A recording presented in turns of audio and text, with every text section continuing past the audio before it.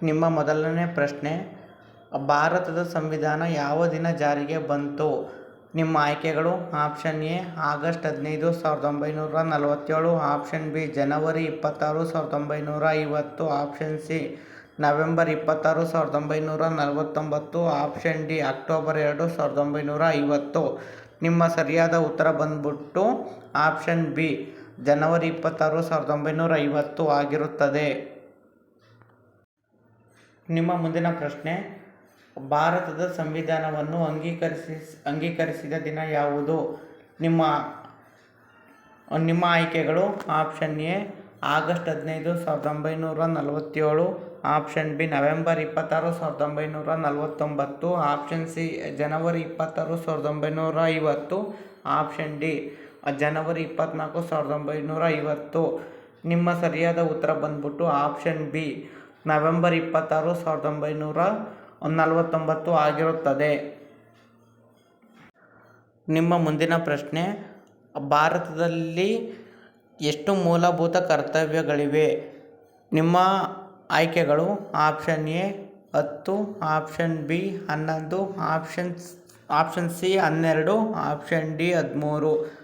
ನಿಮ್ಮ ಸರಿಯಾದ ಉತ್ತರ ಆಪ್ಷನ್ ಬಿ 11 ಆಗಿರುತ್ತದೆ.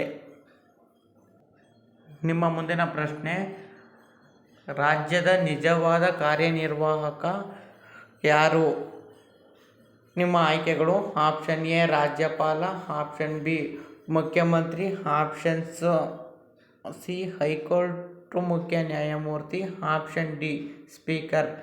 ನಿಮ್ಮ ಸರಿಯಾದ ಉತ್ತರ ಬಂದ್ಬಿಟ್ಟು ಆಪ್ಷನ್ ಬಿ ಮುಖ್ಯಮಂತ್ರಿ ಆಗಿರುತ್ತದೆ. ನಿಮ್ಮ ಮುಂದಿನ ಪ್ರಶ್ನೆ, ರಾಜ್ಯದ ಮುಖ್ಯಸ್ಥರು ಯಾರು? ನಿಮ್ಮ ಆಯ್ಕೆಗಳು: ಆಪ್ಷನ್ ಎ ಮುಖ್ಯಮಂತ್ರಿ, ಆಪ್ಷನ್ ಬಿ ರಾಜ್ಯಪಾಲ, ಆಪ್ಷನ್ ಸಿ ಸಭಾಧ್ಯಕ್ಷರು, ಆಪ್ಷನ್ ಡಿ ಮುಖ್ಯ ಕಾರ್ಯದರ್ಶಿ. ನಿಮ್ಮ ಸರಿಯಾದ ಉತ್ತರ ಬಂದ್ಬಿಟ್ಟು ಆಪ್ಷನ್ ಬಿ ರಾಜ್ಯಪಾಲ ಆಗಿರುತ್ತದೆ. ನಿಮ್ಮ ಮುಂದಿನ ಪ್ರಶ್ನೆ, ಭಾರತದ ಉಚ್ಚ ನ್ಯಾಯಾಲಯ ಎಲ್ಲಿದೆ? ನಿಮ್ಮ ಆಯ್ಕೆಗಳು: option A Mumbai, option B Chennai, option C New Delhi, option D Kolkata. ನಿಮ್ಮ ಸರಿಯಾದ ಉತ್ತರ ಬಂದ್ಬಿಟ್ಟು ಆಪ್ಷನ್ ಸಿ ನವದೆಹಲಿ ಆಗಿರುತ್ತದೆ. ನಿಮ್ಮ ಮುಂದಿನ ಪ್ರಶ್ನೆ, ಸಂವಿಧಾನದ ರಕ್ಷಕ ಯಾರು? ನಿಮ್ಮ ಆಯ್ಕೆಗಳು: ಆಪ್ಷನ್ ಎ ರಾಷ್ಟ್ರಪತಿ, option B supreme court, option C ಪ್ರಧಾನಮಂತ್ರಿ, ಆಪ್ಷನ್ ಡಿ ಸಂಸತ್ತು. ನಿಮ್ಮ ಸರಿಯಾದ ಉತ್ತರ ಆಪ್ಷನ್ ಬಿ ಸುಪ್ರೀಂ ಕೋರ್ಟ್ ಆಗಿರುತ್ತದೆ. ನಿಮ್ಮ ಮುಂದಿನ ಪ್ರಶ್ನೆ, ಸಂವಿಧಾನದ 32ನೇ ವಿಧಿಯನ್ನು ಯಾವ ಹಕ್ಕಿನ ಹೃದಯ ಎಂದು ಕರೆಯಲಾಗಿದೆ? ನಿಮ್ಮ ಆಯ್ಕೆಗಳು: ಆಪ್ಷನ್ ಎ ಆಸ್ತಿ ಹಕ್ಕು, ಆಪ್ಷನ್ ಬಿ ಸಂವಿಧಾನಿಕ ಪರಿಹಾರದ ಹಕ್ಕು, ಆಪ್ಷನ್ ಸಿ ಸಮಾನತೆಯ ಹಕ್ಕು, ಆಪ್ಷನ್ ಡಿ ಶಿಕ್ಷಣದ ಹಕ್ಕು. ನಿಮ್ಮ ಸರಿಯಾದ ಉತ್ತರ ಆಪ್ಷನ್ ಬಿ ಸಾಂವಿಧಾನಿಕ ಪರಿಹಾರದ ಹಕ್ಕು ಆಗಿರುತ್ತದೆ. ನಿಮ್ಮ ಮುಂದಿನ ಪ್ರಶ್ನೆ, ಭಾರತದ ಪ್ರಧಾನಮಂತ್ರಿಯನ್ನು ಯಾರು ನೇಮಿಸುತ್ತಾರೆ? ನಿಮ್ಮ ಆಯ್ಕೆಗಳು: ಆಪ್ಷನ್ ಎ ರಾಷ್ಟ್ರಪತಿ, ಆಪ್ಷನ್ ಬಿ ರಾಜ್ಯಪಾಲ, option C supreme court, option D Lok Sabha. ನಿಮ್ಮ ಸರಿಯಾದ ಉತ್ತರ ಆಪ್ಷನ್ ಎ ರಾಷ್ಟ್ರಪತಿ ಸರಿಯಾಗಿರುತ್ತದೆ. ನಿಮ್ಮ ಮುಂದಿನ ಪ್ರಶ್ನೆ, ಲೋಕಸಭೆಯ ಗರಿಷ್ಠ ಸದಸ್ಯರ ಸಂಖ್ಯೆ ಎಷ್ಟು?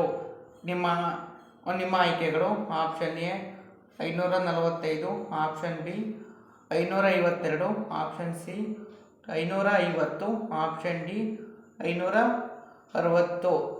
ನಿಮ್ಮ ಸರಿಯಾದ ಉತ್ತರ ಆಪ್ಷನ್ ಬಿ 552 ಆಗಿರುತ್ತದೆ. ನಿಮ್ಮ ಮುಂದಿನ ಪ್ರಶ್ನೆ, ರಾಜ್ಯಸಭೆಯ ಅಧ್ಯಕ್ಷರು ಯಾರು? ನಿಮ್ಮ ಆಯ್ಕೆಗಳು: ಆಪ್ಷನ್ ಎ ರಾಷ್ಟ್ರಪತಿ, ಆಪ್ಷನ್ ಬಿ ಉಪರಾಷ್ಟ್ರಪತಿ, ಆಪ್ಷನ್ ಸಿ ಪ್ರಧಾನಮಂತ್ರಿ, ಆಪ್ಷನ್ ಡಿ ಲೋಕಸಭಾಧ್ಯಕ್ಷರು. ನಿಮ್ಮ ಸರಿಯಾದ ಉತ್ತರ ಆಪ್ಷನ್ ಬಿ ಉಪರಾಷ್ಟ್ರಪತಿ ಆಗಿರುತ್ತದೆ. ನಿಮ್ಮ ಮುಂದಿನ ಪ್ರಶ್ನೆ, ಭಾರತದ ಸಂಸತ್ತು ಎಷ್ಟು ಸದನಗಳನ್ನು ಹೊಂದಿದೆ? ನಿಮ್ಮ ಆಯ್ಕೆಗಳು: option A 1, option B 2, option C 3, option D 4. ನಿಮ್ಮ ಸರಿಯಾದ ಉತ್ತರ ಆಪ್ಷನ್ ಬಿ 2 ಆಗಿರುತ್ತದೆ.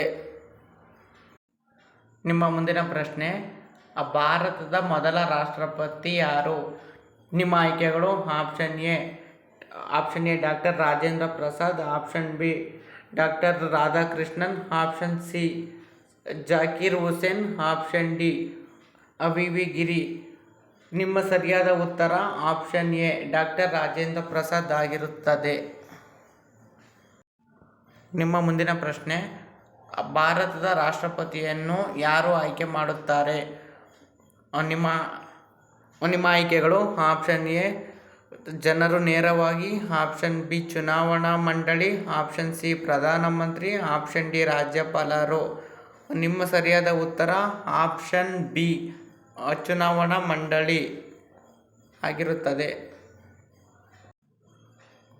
ನಿಮ್ಮ ಮುಂದಿನ ಪ್ರಶ್ನೆ, ರಾಜ್ಯದ ನಿರ್ದೇಶಕ ತತ್ವಗಳು ಯಾವ ಭಾಗದಲ್ಲಿವೆ?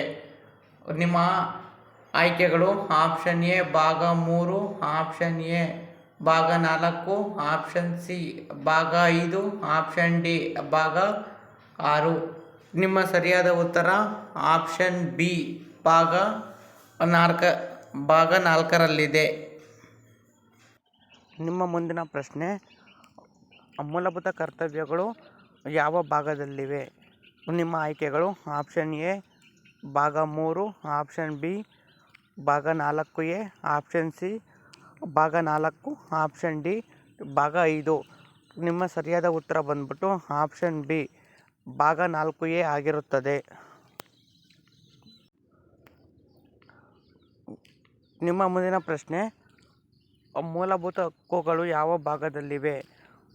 ನಿಮ್ಮ ಆಯ್ಕೆಗಳು ಆಪ್ಷನ್ ಎ ಭಾಗ 2, ಆಪ್ಷನ್ ಬಿ ಭಾಗ 3, ಆಪ್ಷನ್ ಸಿ ಭಾಗ 4, ಆಪ್ಷನ್ ಡಿ ಭಾಗ 5. ನಿಮ್ಮ ಸರಿಯಾದ ಉತ್ತರ ಬಂದ್ಬಿಟ್ಟು ಆಪ್ಷನ್ ಬಿ ಭಾಗ 3 ಆಗಿರುತ್ತದೆ.